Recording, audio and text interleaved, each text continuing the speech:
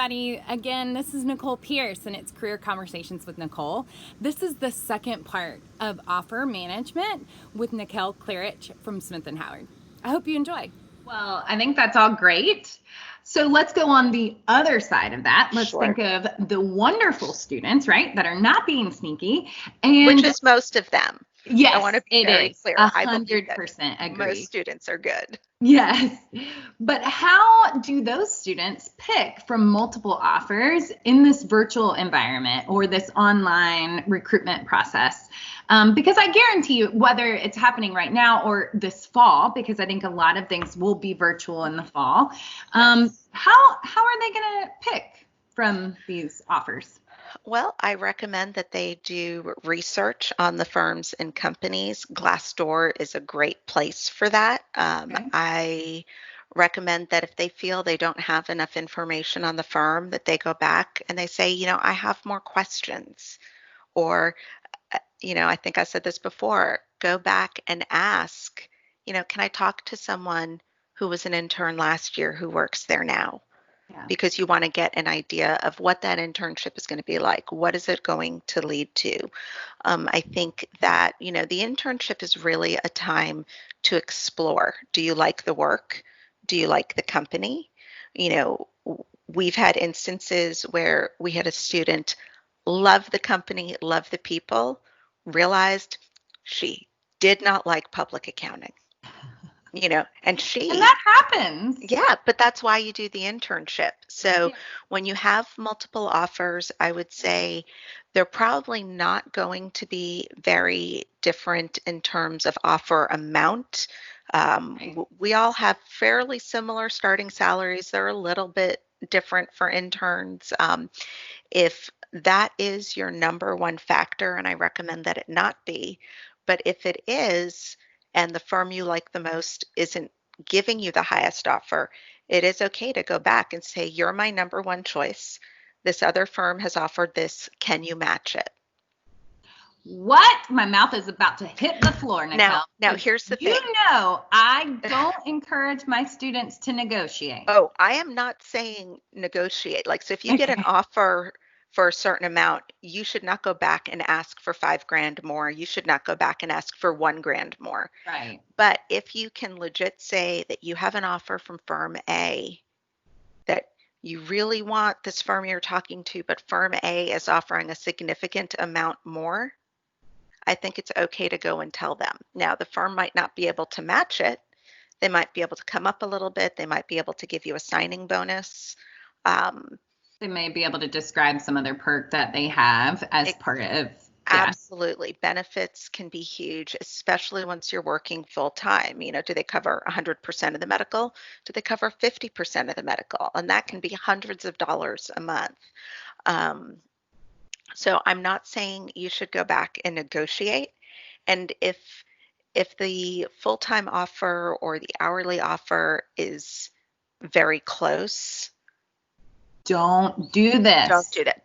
Don't say, thank you guys so much. You offered me 57. This other firm offered me 58. That's going to leave people with a really bad taste. But if you've got that initial full-time offer and there's a $5,000 difference, I think it's okay to go back. In terms of internships, though, that's really not a time to negotiate. Yeah. It's really not. I struggle with that, though, because there was a particular student, not at KSU, who we interviewed last fall. We were very interested in, and she was in a very unique situation where she was helping to support her siblings and her parents. And so that was a case where money was going to make a difference. Well, and I've always told students that as a student, you really just don't have the leverage as an experienced hire to go and do these negotiations, right? Because you aren't an expert yet. And students hate to hear that. But I have told them that, like your example of 57 to 58, come on now, what are we talking about over the course of 12 months? Nothing really.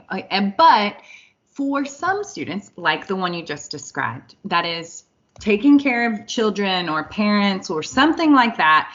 And it really, truly will make the living environment difficult. I think that's the only time you have the right to come and try to have this kind of conversation. I think that if you're just saying, oh, my best friend got an offer that's $5,000 higher than mine, and they don't even have an offer to compare it to, right? It's their friend's offer. No. That is not a good place to be. No, absolutely not. Whether it's at the same firm or a different firm. Right. You know, typically, and I guess I should have started with this, typically entry-level offers and especially internship offers are not negotiable.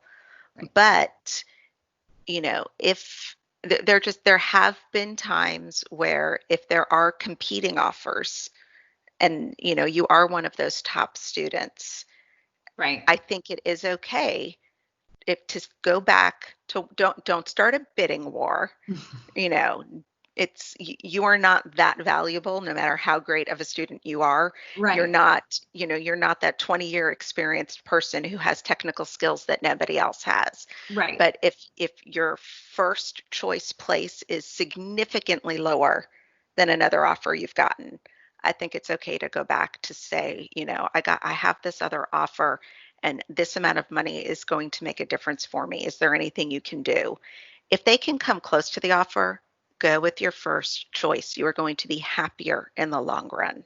Oh, yeah. And over time, as you gain experience, that gap, whatever it might be, is going to close. I mean, absolutely. And well, so since we're on the topic, what about experienced hires during this time? Because I know some people out there have lost their jobs through this process. Unfortunately, yes. I hate it, but it's true. And so I'm sure some of our alumni are out there going to be on the job hunt again. And so during this COVID pandemic, new world that we're embracing, are experienced hires in a position to negotiate, or are they in this kind of position? I lost my job. I need to be thankful I got one. I think there's always room for negotiation, but I think it's also important to know the market value of the position. You know, if you are an audit senior and you're looking for $120,000 a year, good luck to you. You're going to be searching for a while. Well, that was my last question. This conversation has kind of been difficult. We've had some of the challenging questions that students was asked. So I appreciate you being honest and transparent through some of these. But do you have any other last minute advice on managing offers? I mean, I would say transparency is key. Don't tell someone you're going to send them the signed offer letter tomorrow, but you're really waiting for another offer to come in on Friday. Don't accept an offer unless you know you want to work there. Do not let fear drive your decision to accept an offer. You can always ask for the extension. If the firm wants you, they'll work with you. If they simply cannot extend as far as you need, but they're still working with you, you're going to have to make the best decision you can. Yep. But I can tell you that when you go back on accepting an offer, you have burned a bridge with that firm. So you need to be really sure that you are not going to want to work at that firm again. Because I've told students that many times because I've had that conversation a lot where students will come to my office and I'm like, how did you even get in this predicament? How did you accept an offer? And then now all of a sudden this magical offer appeared. Because I think they're setting themselves up for failure at that point, right? But then when they have to make that decision, I tell them you're running the risk of burning that bridge. So hopefully our students will try to do what you said and be transparent on the front side so they don't get stuck. So once you accept an offer, you need to stop looking. Yeah. My recommendation, though, is that if you still have interviews lined up, if you still have summer leadership programs in your future, do not accept an offer unless you are willing to cancel those other interviews and back out of those leadership programs. That's such great advice. Students, listen up. Taking it all in. Well, I appreciate our conversation. I love spending time with you. These, again, were hard, but I'm glad we covered them. Well, it is always a pleasure to speak with you. You know how much I love coming and speaking to students at Kennesaw, so this is kind of doing both. Yeah. And anytime you need me, just let me know. I am a Zoom meeting or Microsoft Teams call away. Awesome. Well, thanks. Until next time, I will talk to you later. All right, bye. Bye.